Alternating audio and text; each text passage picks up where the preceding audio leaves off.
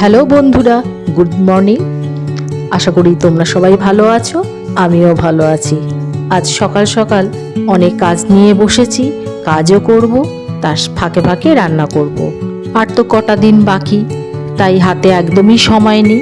তো আজকে ঠিক করেছি ড্রয়িং রুমটাকে পরিষ্কার করব। বছরে আমি সাধারণত দুবারই করি, পয়লা বৈশাখের আগে একবার আর পুজোর আগে। কি করে যে এত ধুলো পড়ে আমি নিজেও বুঝতে পারি না। যাই হোক, সব আজকে নামিয়েছি। এই সব ফুল টুলগুলো, এগুলো তো ওয়াশেবল, যার জন্য এগুলো সব ধুয়ে পরিষ্কার করে আবার টাঙাবো।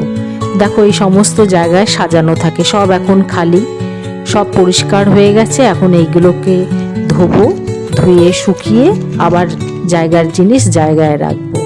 একটু সার্ফ দিয়ে ভালো করে জলটাকে ফেনা করে এগুলোকে একটু 10 মিনিটের জন্য ভিজিয়ে রাখবো, এইসব ফুল টুলগুলো।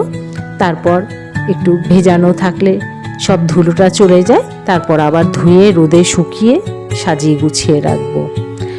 ছোটবেলায়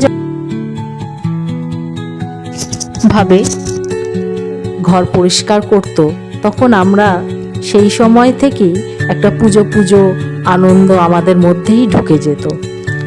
এখন সেই সব দিনগুলোর কথা খুব মনে পড়ে, কিন্তু এখন আর পরিষ্কার পরিচ্ছন্ন এইসব করার কথা ভাবলে ভালো লাগে না।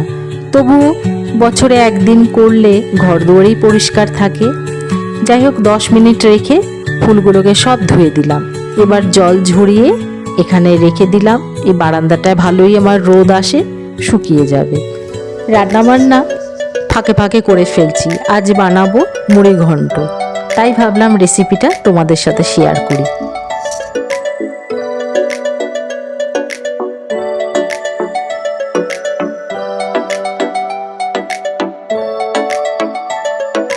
ভাল লাগে হাঁটতে তোর হাত ধরে, ভাবনা তোর আসছে দিন রাত ধরে। ভাল লাগে হাঁটতে তোর হাত ধরে, ভাবনা তোর আসছে দিন রাত ধরে। এলো এলো মনটাকে কি করে গে আর রাতে, কেন আমি এত করে তোকে চাই। পারবো না আমি ছাড়তে তোকে, পারবো না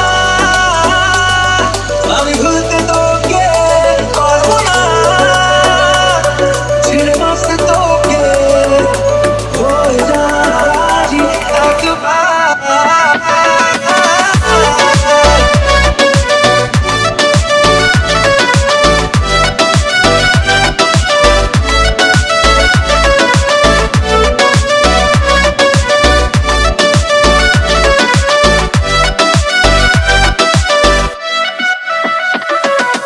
ভাল লাগে চাইলে তুই আর চোখে